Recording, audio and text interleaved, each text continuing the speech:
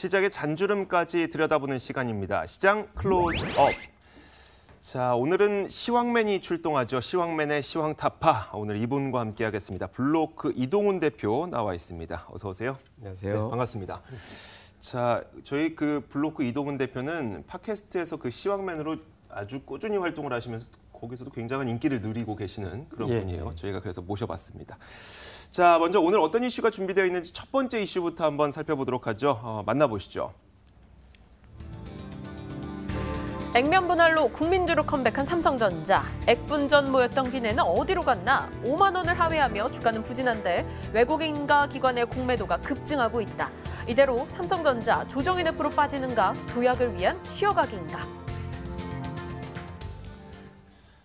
자, 뭐 액면 분할한다고 주가가 무작정 오를 거라고 기대하셨던 분들은 거의 없겠지만 그래도 액면 분할하면서 거래량 늘어나면은 참 주가 좀 탄탄해지지 않을까라는 생각을 했었는데 오히려 액면 분할한 이후에 5만 원 선을 이탈했어요. 왜 이럴까요? 우선 이제 개인 투자자들 매매가 증가되는 종목이 아무래도 이제 수급에 좀 부담이 되는 측면이 좀 있고요. 그리고 표면적인 이유는 이제 실적 저하 우려감입니다. 그러니까 올해 삼성전자 예상 EPS가 한 7,500원 정도 나오거든요. 네. 그러면 보통 퍼 10배 하면 75,000원. 그러니까 대부분 증권사 목표 주가가 7만 원에서 7만 5천 원 정도 됩니다. 근데 내년도 추정되는 EPS가 6,600원 정도 되고요. 내후년은 6,500원으로 바뀝니다. 그러면은 10배 따져봤을 때 한 주가가 지금 목표가는 한 7만 원 선인데 그 증권사들의 목표가도 한 6만 5천 원에서 6만 2천 원까지 내려갈 수도 있다는 얘기네요. 그러기도 한 것도 중요하지만 추세 자체가 낮아지거든요. 계속. 올해보다 내년이 낮고 내년 내후년이 낮다라면 실적이 고점이다라는 인식이 될 수 있기 때문에 아무래도 이제 매도할 수 있는 이제 그런 동기부여가 좀 됩니다. 그래서 삼성전자가 이번에 이제 실적이 잘 나오긴 했지만 이제 휴대폰 사업 부분에 대한 어떤 의구심이 최근에 좀 불거지고 있는 것 같고요. 특히 갤럭시 S9 플러스 가격을 또 인하를 했죠. 그러니까 이 부분이 그만큼 또 혹시 안 팔리는 거 아니냐 이런 어떤 의구심 같은 경우도 또 일부에서는 좀 제기가 되는 것 같습니다. 그리고 또 한 가지는 삼성전자를 매도한다라는 건 한국 주식시장에 대한 어떤 매도가 있다라고 봐야 되는데 이게 이제 최근에 아르헨티나 문제라든가 신흥시장에 대한 리스크 부분들, 그다음에 또 중국의 상해 A 주식이 MSCI 편입되면서 한국 주식을 매도하게 된다라면 아무래도 많이 갖고 있는 주식을 많이 팔 수 있다 이렇게 이제 생각을 한 거고. 이렇게 매도할 수 있다는 것이 전제되다 보니까 공매도가 최근에 급증하고 있거든요. 그래서 공매도 한번 추이를 보시면 상당히 좀 기록적으로 좀 늘어나고 있다는 게 좀 보여지는데 이 최근 이틀 동안 한 200만 주 정도 공매도가 연속적으로 나왔고요. 이거 최근에 비중으로 보면 어느 정도일까요? 보통 이제 삼성전자 공매도 비중이 이렇게 5% 넘는 경우가 흔하지는 않았었거든요. 이렇게 큰 종목이고 또 대표 종목이니까요. 근데 최근에 25% 넘어가기도 하고 또 때로는 16% 정도 넘어가기도 하고, 그러니까 보통 우리가 공매도 비중이 전체 거래량에서 공매도가 몇 퍼센트 차지하느냐를 따지는데 10% 넘어가면 좀 부담된다라고 보거든요. 근데 25%까지 지금 이제 공매도 관련된 차트가 나가고 있는데요. 보시면 최근 들어서 갑자기 올라가고 있는 모습이 나오는데 평균 공매도 가격을 이제 대충 계산해 보니까 한 5만 2천 원 전후 나옵니다. 그러니까 지금 5만 원 정도라고 해도 공매도 한쪽 입장에서 본다라면 수익을 제대로 냈겠다라고 보기 어렵거든요. 그래서 공매도상으로 봤을 때 추가적인 어떤 하락의 가능성도 있다. 이렇게도 열어둬야겠습니다. 그 공매도 어떻게 보시나요? 보통 우리가 공매도라고 하면 이 기업의 주가가 하락할 것으로 전망을 하고 혹은 예상을 하고 하락에 베팅하는 걸 공매도라고 하잖아요. 그러면 삼성전자의 주가는 정말 하락할 것 같아서 공매도가 늘어난 것으로 보이세요? 사실 그 삼성전자 같은 경우는 싸거든요. 어쨌든. 그리고 제가 이제 차트 하나를 잠깐 보여드릴 텐데 지금 보시게 되는 그런 차트가 뭐냐면 이제 애플하고 삼성전자의 장기적인 주가 추이 차트입니다. 어떤 게 애플인가요? 지금 보시는 게 아래쪽이 애플이고요. 위쪽이 삼성전자입니다. 최근에 애플은 신고가 190달러까지 넘어가면서 고가인데 삼성전자는 그 전까지는 흐름이 같은데 최근에 좀 부진하죠. 근데 이게 달리 보면 단기적으로 이렇게 애플하고 삼성전자가 엇갈리는 구간은 과거에도 나오긴 했었습니다. 그런데 결과적인 방향은 일치했거든요. 그러니까 애플을 긍정적으로 본다라는 것은 삼성전자에 대해서도 긍정적으로 볼 가능성이 높다라고 봐야 되거든요. 그래서 이번 하락 같은 경우는 일시적으로 봐야 되는데 그럼 이제 이 하락이 언제 멈출 거냐라는 게 관건이잖아요. 근데 하나 좀 독특한 현상을 하나 보여드리면 최근에 삼성전자 공매도 증가하는 과정에서 특정 창구가 계속해서 매도 창구로 활용되고 있는 것 같습니다. 그러니까 지금 매도 창구 1위 보시면 HSBC 창구가 1위인데 이건 오늘만 아닙니다. 최근 들어서 다 그랬어요. 공매도 상위가 계속 200만 주 넘는 동안에 매도 1위가 계속 HSBC거든요. 네네. 그러니까 이 창구 매도가 진정이 될 때쯤 된다라면 아마 삼성전자에 대한 공매도가 완화된다라고 판단해 볼 수도 있기 때문에 이 창구와 더불어서 좀 봐야 되는데 현실적으로 본다라면 공매도 이후에 주가는 거의 두 자릿수 가까이는 하락한다라고 보는 게 대체적인 시각이거든요. 그러면 4만 원대 중반 정도, 그러니까 4만 7천 원 전후에서 저점을 만들 가능성이 높지 않을까 이렇게도 봐야겠습니다. 네, 알겠습니다. HSBC에서 뭐 이제 매도 물량이 그만 나올지는 저희가 전화해 보면 알 수 있는 건 아닐 것 같고. 이거 HSBC가 매도하는 게 아니라 이제 그쪽 그렇죠. 창구를 네, 이용하는 창구를 거니까 이용한 그 이걸 좀 투자자분들이 매도를 하는 걸 텐데 예. 뭐 검은 머리 외국인일 수도 있을 것 같고요. 도대체 어떻게 될지 잘 모르겠습니다. 아무튼 그 말씀하셨던 것처럼 어느 정도의 조정은 좀 더 있을 것 같다고 하니까요. 그 조정이 됐을 때 결국 애플이 올라가는 것처럼 삼성전자도 올라가긴 하니까 그때 매수 전략을 세워보는 게 좋을 것 같아요.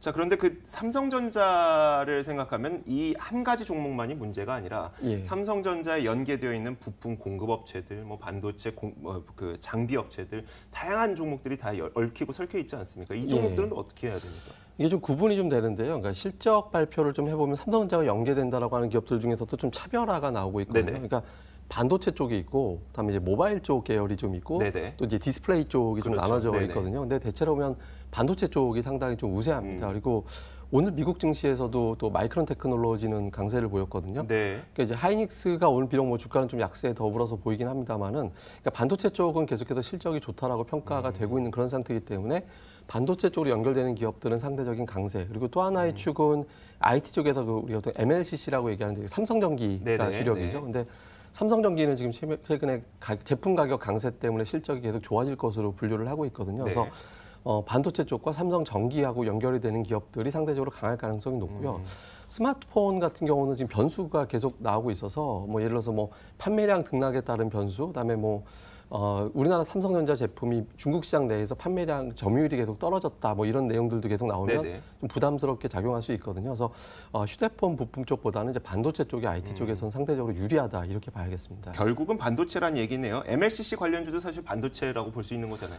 거의 그렇죠. 그러니까 전자제품이다라고 구분하긴 하지만 사실상 전자제품이면서 이제 반도체 성격도 갖고 있기 때문에 조금 그쪽에 가깝다고 봐야죠. 알겠습니다. 자, 이렇게 삼성전자는 저희가 정리를 하도록 하겠습니다. 이어서 두 번째 이슈도 준비되어 있습니다. 만나보시죠. 지수가 가던 안 가던 남북경협주와 바이오주의 시속게임 속 개인 투자자들의 증시 참여는 날이 갈수록 늘고 있다. 주식 거래량이 덩달아 늘어나며 덕을 보는 곳이 있으니 바로 증권주다. 호실적을 연달아 발표하며 시장에 관심을 받는데 지금 매수해도 괜찮을까? 자, 이어서 저희가 증권주를 살펴보도록 하겠습니다. 사실 오늘 시장에서는 증권 업종 지수가 좀 하락하고 있긴 해요. 왜냐하면 그동안 많이 올랐기 때문이겠죠.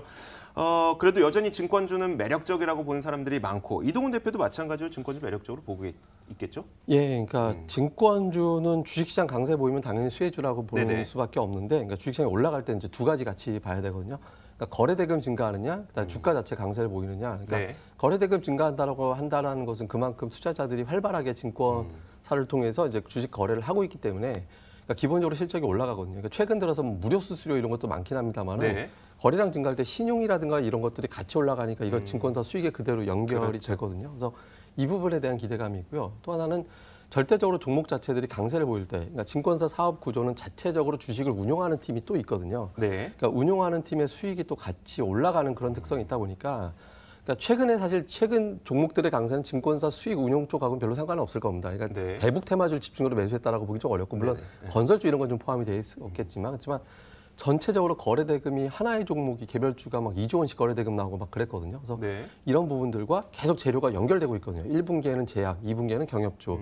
이렇게 교대로 연결되고 2분기 후반부부터는 또 삼성전자 거래 대금도 또 이전보다는 늘어나 있는 상태거든요. 네. 뭐 슈퍼겜이 혼자서 하루에 2천억 매수했다고도 하는 얘기도 돌았었잖아요. 그래서 네. 이런 형태로 거래가 계속 증가되고 있기 때문에 그러니까 증권주는 일시적인 조정이 나올 수는 있어도 뭐 추가적으로 올라갈 여건이 있다라고 봐야 되고요. 또 한 가지는 증권주 차트 한번 보실 필요가 있는데 네. 코스피 지수는 사실 사상 최고치하고 별 차이가 없거든요. 근데 증권업종 지수는 과거에 5,500 가까이 올라간 적이 있었는데 지금 2,200. 그러니까 과거 피크 대비 절반밖에 언제쯤 시점을 안 되죠. 말씀하시는 저기 건가요? 2007년도 금융위기 터지기 전인데 네네. 그때 당시에 증권업종 지수가 거의 5,000 정도 지금 넘어가는. 화면상의 약 중간 부분이네요. 예, 그렇죠. 네. 그렇게 갔던 점이 있었는데 최근 들어서는 2015년 고점 2,900만도 못한 현재 위치에 있거든요. 물론 이 장세가 지금 그동안의 어떤 강세 흐름이 주로 삼성전자가 끌어왔었거든요. 그전까지는. 네네, 네. 삼성전자, SK하이닉스, 그러니까 개인 장세가 아니라 기관화 장세 이렇게 되다 보니까 증권주가 올라갈 공간이 없었는데 최근은 증권주가 올라갈 수 있는 주변 환경도 만들어졌거든요. 네네. 그래서 단기 조정이 나온다 하더라도 추가적인 상승 가능성은 충분히 있지 않나 이렇게 보고 그런데 있습니다. 그 2015년을 떠올려 보면요, 경기가 제대로 활성화되지 못해서 2016년 초까지는 거의 유가가 $20까지 내려갔었을 때 아니었겠습니까? 그 과정에 있었던 게 2015년이었었는데 그렇게 시장이 안 좋았는데도 불구하고 증권주는 그렇게 좋았지만 지금은 시장이 이렇게 화랑을 띠고 있는데도 불구하고 증권주는 아직 여기까지밖에 안 왔다. 이게 답이 아닐까 생각이 들어서요. 이거 뭐 어떻게 봐야 되나요? 뭐 앞서 말씀드린 대로 그러니까 시장이 강세 보일 때 그러니까 특성이 좀 있거든요. 우리가 이제 돌이켜 보면 차화정 장세, 전차 장세, 작년에 하이닉스 같은 IT 장세 네네. 이럴 때는 증권주가 별 재미 못 보거든요. 네네. 그러니까 이거는 뭐 보유한 주식 가치가 올라갈지언정 계좌가 활발하게 움직이는 건 아니지만 근데 우리나라가 장기적으로 보면 테마주가 그렇게 활성화되지 못했습니다. 예전에 보면 뭐 원자력 관련된 종목들이 급등을 한다든가 네네. 사드 관련 또 신종플루 관련된 종목들이 네네네. 급등을 한다든가 이렇게 테마주들이 활성화된 구간이 있었는데 네. 이전보다 최근에 테마주들이 활성화되는 기간이 상당히 짧았고 그 종목들이 일으키는 거래 대금도 작았었거든요. 네, 네. 그러니까 올해 들어서는 이 부분들이 증가하고 있기 때문에 예전과 달리 증권업종이 계속 올라갈 수 있는 환경이 만들어졌다라고 봐야겠습니다. 네, 알겠습니다. 그리고 앞서 말씀하셨던 그 증권주들도 돈을 많이 버는 것 가운데 그냥 거래 수수료 받는 거 말고 워낙 돈 빌려서 우리가 신용이라고 하죠. 돈 빌려서 주식 투자하시는 분들한테 이자 받고 이런 이유도 꽤 크기 때문에 거기서도 또 돈을 많이 벌 수 있는 환경이 조성이 되어 있다. 이런 이야기입니다. 자, 그러면은 그 수많은 증권주 가운데 어떤 증권이 가장 매력적으로 보일까요? 이동훈 대표님요. 이게 사실 좀 일관성 있게 말씀드리는 게 좋을 것 같아서 여러 네. 종목이 있지만 이게 키움증권 말씀드리려고 맞아요. 하는데요. 그러니까 이게 이제 이제 전신 프로그램에서 제가 한번 공략주로 말씀을 드렸던 종목이기도 한데 네. 지금 이제 개인들의 매매가 활발하게 돼 있는 장세에서 증권주가 강세를 보인다면 당연히 키움증권 최대 수혜주로 부각이 될 수밖에 없거든요. 그러니까 장기적으로 온라인 증권사로서의 어떤 점유율 1위를 계속 기록을 하고 있고 앞으로도 유지될 가능성이 상당히 높아 보입니다. 그리고 특히 지금같이 이렇게 테마주 장세, 그러니까 활발하게 데이 트레이딩이라든가 뭐 좀 스윙이라든가 이렇게 짧게 끊어치는 매매가 활발하게 진행될수록 키움증권에 대한 관심도는 계속 올라갈 수밖에 없거든요. 그리고 여기에 또 관심 있게 봐야 되는 게 최근에 증권업종 자체에 대한 어떤 기관의 매매도 상당히 활발하게 되고 있습니다. 그러니까 최근에 20거래일 중에서 18거래일 동안에 기관이 순매수로 들어왔거든요. 지금 차트 보시면 지금 나오고 있네요. 예, 저 차트 보시다시피 최근 들어서는 계속 매수 우위로 보여지고 있고 오늘도 사실 뭐 증권업종 빠지고는 있지만 기관 투자자들의 증권업종에 대한 매도는 그렇게 강하지 않거든요. 오늘 뭐 현재 매도 나온 게 한 제로입니다. 지금 제로 현재 매도 상태가 아니고 외국인들만 매도하고 있거든요. 그래서 이 매수하는 주력 매수 주체의 흐름이 끊기지 않는다면 뭐 시세가 끝났다라고 보기 어렵기 때문에 그러니까 모든 주식을 볼 때 우리가 보통 주력 매수 세력 뭐 이제 개인 투자들이 흔히 하는 얘기로 뭐 주포라고 얘기하지만 네네. 주력 매수 주체의 흐름이 끊어져야 이제 그 종목의 시세가 끝나게 되는데 아직 그런 징후는 없거든요. 그래서 뭐 재차 추가적으로 올라갈 이제 기간이 충분히 있다라고 보고 키움증권 역시도 최근에 기관 매수가 유입되는 종목이기 때문에 뭐 계속해서 체크해 볼 필요가 있습니다. 네, 알겠습니다. 좋은 건 알겠는데 그러면은 어느 정도 가격까지 또 올라갈 것인가에 대한 가격에 대한 걱정도 부담이라고 하는 게 더 낫겠네요. 가격에 대한 부담도 좀 존재합니다. 2017년 말까지만 하더라도 7만 원 선이었던 키움증권이 거의 한 13만 원 고점을 찍기도 했으니까요. 이미 한 2배 가량 올랐다면 우리는 어느 정도 가격까지 바라볼 수 있을까요? 우선 이제 짧게 본다라면 그러니까 증권업종 지수를 보면 2015년 고점까지 대략적으로 한 10% 정도 네네. 고점 차이가 있거든요. 그러니까 1차적인 목표 주가를 그 정도 보는데 보통 업종 지수 곱하기 2 정도 할 때 개별 종목의 목표 수익이 나오거든요. 그래서 네. 예, 대략적으로 키움증권은 현재 주가에서 한 20% 가까운 정도의 구간, 그러니까 대략적으로 14만 원에서 14만 원 중반 정도 되는 구간을 목표 주가로 보면 증권업종 지수는 그때 정도 됐을 때 2,500 근처 가 있을 것이고 키움증권은 14만 원대 돌파할 가능성이 있다라고 봐서 그 정도 선을 이제 목표 주가로 설정해 보면 될 것 같습니다. 네, 알겠습니다. 자, 이렇게 저희가 증권업종에 대한 이야기 쭉 해봤고요. 그리고 그 가운데 최선호주로 이동훈 대표가 사실 이렇게 말이 변하질 않아요. 항상 같은 종목에 좋은 종목 있으면 그 종목을 쭉 또 계속 밀고 가시는 경향이 있더라고요. 키움증권 한번 들어봤습니다.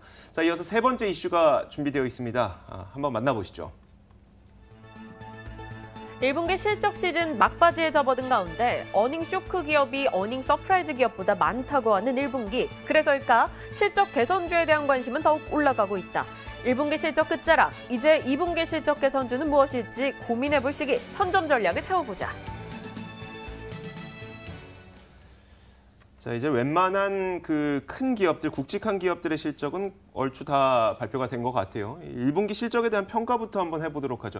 그 해외에서는 뭐 이렇게 보도도 많이 나오고, 예. 그리고 이제 리포트도 많이 나와서 1분기 실적이 전체적으로 어땠다 이런 것들 나오는데 우리나라에서 좀 그런 이야기가 많지 않은 것 같아요. 근데 이제 해외 증시 보실 때 네네. 하나 참고하셔야 되는 게 네. 미국 기업들은 실적 전망치를 상당히 낮춰잡거든요. 그러니까, 보수적으로. 그러니까 실적 발표할 때 항상 전망치를 같이 내놓는데 네네. 그 전망치를 상당히 낮게 잡습니다. 네. 그러다 보니까 증권사들이 실적 추정할 때도 낮게 잡거든요. 네. 근데 정작 나올 땐 대부분 높아져서 미국 기업의 어닝 시즌의 특징은 대체로 예상치를 다 상회합니다. 네. 그러니까 그래서 왜냐면 기업들이 아예 가이드를 주거든요. 저는 예. 미국은 뭐 용 쓰는 재주가 있는 줄 알았어요. 아니, 다 실적이 좋길래. 그러니까 미국 기업들 주가 볼 때 보면 실적 잘 나오는데 전망치를 낮춰잡아서 그날 주가가 못 올라가거든요. 네, 이게 네. 반복돼서 거의 매번 70% 이상 예상치를 상회하는. 그러니까요. 예, 그게 이제 반복되거든요. 근데 우리나라 기업들이 이런 가이드 제시하는 게 없다 보니까 네네. 추정하기가 좀 어렵게 되고 이러면서 이제 기업들의 실적 오차도 상당히 크게 나오는 그런 네. 경향이 좀 있습니다. 네. 그럼 이번 1분기 어땠는지 한번 돌아볼까요? 그러니까 큰 업종 네. 줄기로 봤을 때 주로 이제 IT를 제외하고는 사실 그렇게 썩 좋은 편은 아니었다라고 봐야 될 것 같습니다. 그래서 뭐 IT는 삼성전자가 예상치를 상회했고 SK하이닉스는 예상치를 부합했는데 사실 이 부분에 환율 변수 감안해 보면 상당히 선방했다라고 봐야 되거든요. 그리고 네네. 뭐 자동차라든가 철강 같은 경우는 자동차는 예상치 하회, 뭐 철강은 어느 정도 선방했다라고 보여지고 증권업종은 좀 선전했다 이렇게 이제 분석되면서 좀 전체적으로 좀 엇갈립니다. 그리고 화학주 중에서도 LG화학은 또 실패했다라고 좀 분석되는 결과가 좀 많이 나오고, 그러니까 업종 내에서도 네네. 종목별로 또 갈리는 그런 특성이 있었습니다. 과거에는 어땠습니까? 과거에는 이제 이 업종이 이번 분기에 좀 좋다 그러면 그 업종 내에 있는 대체적인 기업들은 다 좀 좋게 나오고 그랬었어요. 항상 업종 내에서도 다 엇갈리지 않나 싶어서. 이번에도 상당히 비슷했습니다. 왜냐하면 이제 대체로 이번 1분기 실적은 반도체 IT가 선도할 것이다라고 네네. 봤었거든요. 네. 근데 주가는 뭐 따로 움직이긴 했습니다만은 이제 이게 대체로 이제 IT 기업들의 실적은 예상치대로 좀 잘 나온 편입니다. 근데 다만 주가가 좀 부진했던 것은 작년도 4분기에 기업들 실적 예상치 하회한 기업들이 많았거든요. 네. 이렇게 되면서 눈으로 확인하기 전까지는 주가가 좀 움직이기 어려울 것 같다라는 어떤 시각들이 많다 보니까 이제 주가가 좀 부진하게 나오는 그런 형태가 있었는데 제가 뭐 샘플 하나로 보여드리면 네네.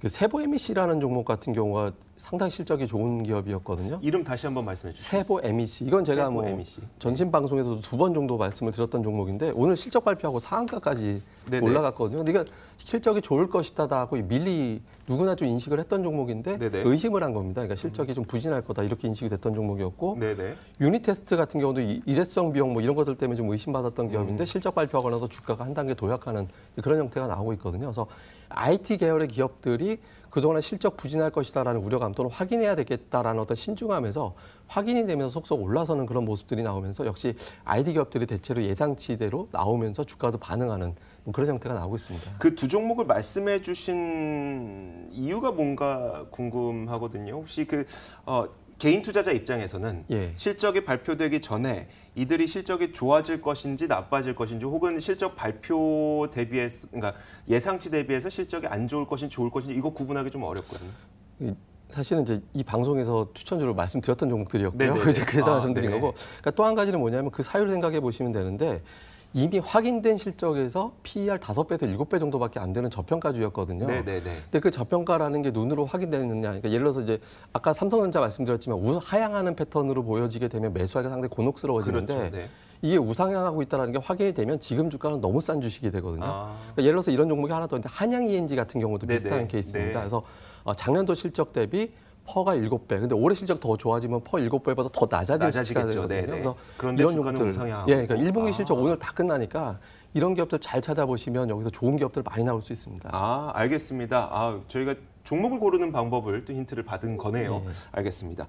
자, 이제 2분기 한번 전망 내려보도록 하죠. 2분기에는 어떤 업종이 좀 실적이 개선될 것으로 보이시는지, 실적이 개선되는 쪽이 또 주가 수익률은 또 우리가 기대 수익률 높게 가져갈 수 있으니까요. 예, 우선 뭐 말씀드린 IT 장비주들이 이제 네네. 약진할 것으로 보여지고요. 제가 몇몇 기업들에 직접 한번 확인해 본 거로는 1분기보다 2분기가 더 좋아진다라는 기업들이 좀 많았습니다. IT 장비주 쪽에서. 네. 그래서 이런 기업들 좀 볼 필요가 있고 또 대놓고 이제 실적 전망치를 높인 게 이제 자동차 쪽. 네. 예, 판매량 증가할 것이다라고 봤고 또 증권옵션 같은 경우도 이미 2분기에 증시 거래 대금이 증가돼 있는 상태거든요. 그래서 이 세 가지 종목군들 같은 경우는 2분기에 숫자로 보여지는 것 자체가 좋아졌을 가능성이 높기 때문에 계속해서 관심 종목군으로 등록해 놓으시는 게 좋겠습니다. IT 장비주의 경우에는 앞서 말씀하셨던 반도체 관련 장비주로 집중을 하시는 게 좋을 것 같고 자동차야 워낙 작년에 중국이랑 미국에서 너무 못 팔았다 보니까 올해는 아마 그 실적 내기가 좀 그래도 편안할 겁니다. 증권주는 말씀 계속 드렸던 것처럼 거래가 활성화되면서 증권주에 대한 기대감은 계속 있는 거고요. 자, 마지막으로 좀 전략을 세워보도록 하겠습니다. 이제 내일 좀 어떻게 우리가 대응을 해야 될지 한번 전략을 좀 세워주실까요? 과감한 것보다는 좀 안정적으로 가자 이렇게 말씀드리겠는데요. 그러니까 최근에 테마주의 순환이 너무 빠릅니다. 그러니까 올라가기도 좀 재밌게 올라가긴 합니다만은 빠질 때 또 등락폭이 상당히 크게 나타나고 있거든요. 네네. 그러니까 변동성 구간에서는 잘못하면 크게 손실 날 수 있기 때문에 이미 실적 발표 다 된 상태에서는 조금 전에 말씀드린 대로 실적 대비 주가가 절대적으로 싼 주식들 이런 종목들은 기간을 두고 투자해도 결국엔 주가가 올라가거든요. 네네. 그래서 과감함보다는 좀 안전성 있게 투자하자 말씀드리겠습니다. 네, 알겠습니다. 요즘 사실 급등하는 종목들이 너무 많다 보니까 좀 그런 생각들 많이 하거든요. 저 사람들 돈 벌 때 난 뭐 했나 이런 생각들 많이 하는데 그런 것보다는 말씀하셨던 것처럼 실적은 좋아질 것으로 보이는데 여전히 PER, 그러니까 기업 가치가 좀 낮게 평가되고 있는 기업들, 그 기업들 미리 찾아 놓으시면 훨씬 더 좋은 수익률, 멀리 봤을 때 더 나은 수익률 얻을 수 있습니다. 자, 지금까지 블루오크 이동훈 대표와 함께 이야기 나눠봤습니다. 오늘 말씀 고맙습니다.